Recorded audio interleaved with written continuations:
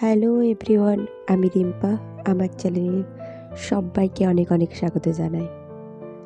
আশা করি সবাই খুব ভালো আছেন, সুস্থ আছেন। আজ রবিবার, আজ রথযাত্রা। ভারতের অন্যতম বৃহত্তম উৎসব হলো রথযাত্রা। জগন্নাথ তার বোন সুভদ্রা ও ভাই বলরামকে নিয়ে তার মাসির বাড়ি যায় মাত্র 9 দিনের জন্য। সারা বছরে এই 9 দিন তাদেরই উৎসব।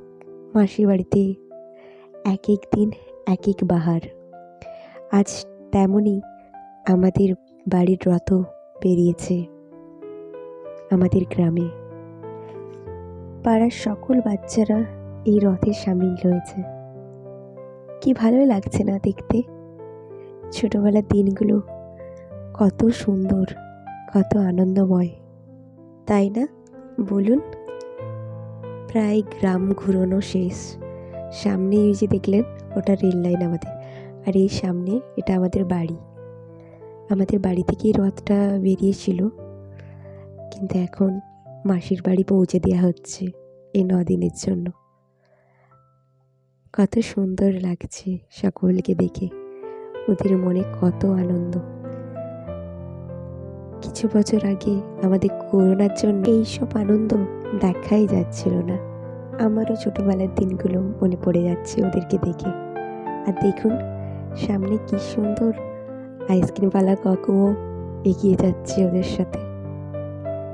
কেউ যদি একজন নিয়ে নিত ওনার কাছে আইসক্রিম, ওই ভেবে। আর এই বিখ্যাত সীতাভোগ আজকের আমাদের প্রসাদ। করোনার পর থেকে এই প্রথমবার রথ দেখতে যাওয়ার জন্য বেরোলাম। দেখুন অটো ধরার জন্য দাঁড়িয়ে আছি। আমার দাদার মেয়ে ও আমি, এবং অটোতে বসেও গেছি, পৌঁছেও গেছি গন্তব্যস্থলে। দেখুন এই যে বড় ঘড়িটা দেখছেন, আমাদের মেদিনীপুরের সবচেয়ে বড় ঘড়ি। মেলা বসেছে, এই পাশ দিয়েই রথ যাবে। ফুচকাওয়ালা, আইসক্রিমওয়ালা, দেখুন কত সেজে উঠেছে রথের জন্য। আর মিষ্টি দোকানটা দেখছেন কিভাবে মানুষের ভিড়। বাচ্চাদের খেলনা, এই পাশ দিয়ে যাবে না রথটা, আর বাচ্চারাও যদি নেয় ওনাদের কাছ থেকে খেলনা। এখনও মানুষের ভিড় হয়নি, কিছু কিছু মানুষ এসে দাঁড়িয়েছেন এবং দোকানে আছেন কিছু মানুষ যে যার মতন। আমরাও দাঁড়িয়ে গেছি। সিটি লাইফ বলে আমাদের একটা শপিং মল আছে, ওর অপোজিটেই একটা চাউমিন দোকান আছে, খুব ভালো বানায়। আমাদের কিছু জিনিসের প্রয়োজন ছিল, তাই নিয়ে নিলাম, এবং গোলা খেতে ইচ্ছে করলো, গোলা খেলাম। ওই বড় ঘড়িটার পাশে এসেই দাঁড়িয়েছি এখন। এরপরেই তো রথ যাবে না।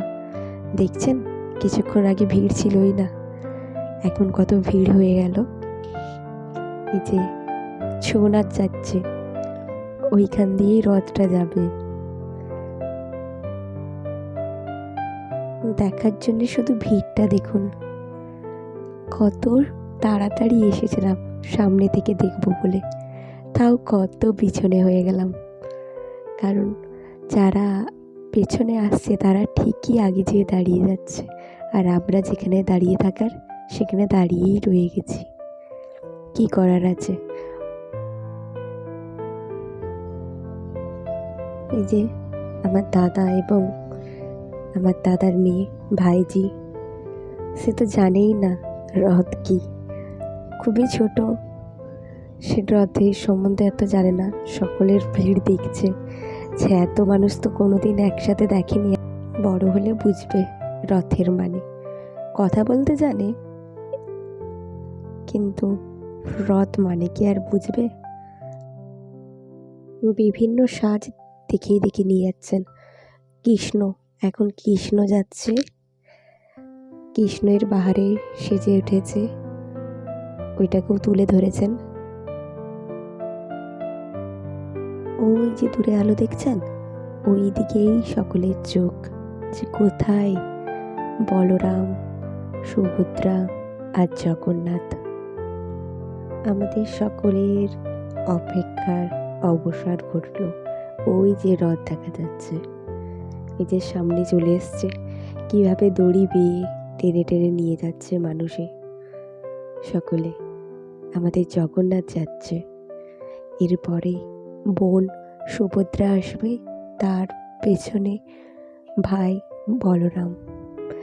ওই যে ওখানে অপেক্ষা করছে, ওখানে আরতি হবে, তারপরে তিনজনে আবার রওনা দেবে মাসি বাড়ির উদ্দেশ্যে। এরপরে আবার সেইভাবেই জগন্নাথ আসার আগে যেইভাবে ব্যাংবাটিওয়ালা, ছৌ নাচ, এইসবের মাধ্যমে যেমন জগন্নাথকে নিয়ে আসা হয়েছে, এরপরে সুভদ্রাকেও নিয়ে আসা হবে ওইভাবে। দেখছেন কিভাবে বাজি ফাটানো হচ্ছে। এরপরেই জগন্নাথের বোন সুভদ্রা আসবে।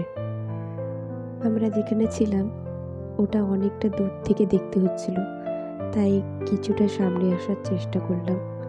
কেউ কি আর কারোর জায়গা ছেড়ে আমাদেরকে এগোতে দেবে? তা তো নয়।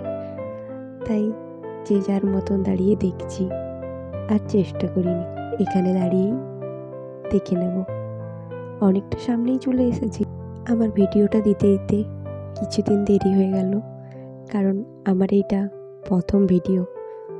সুভদ্রা এসে পৌঁছেছে, সকলের সহযোগিতায় সুভদ্রাও এগিয়ে চলেছে। আমি খুবই দুঃখিত, বলরামের ভিডিওটা কিভাবে যে ডিলিট হয়ে গেছে বুঝতে পারিনি। ভিডিওটা করেছিলাম কিন্তু এখন দেখতে পাচ্ছি না। বাড়ি পৌঁছে গেছি, ভিডিওটা এখানেই শেষ করছি। দেখা হবে নেক্সট ভিডিওতে। সকলেই সাপোর্ট করবেন।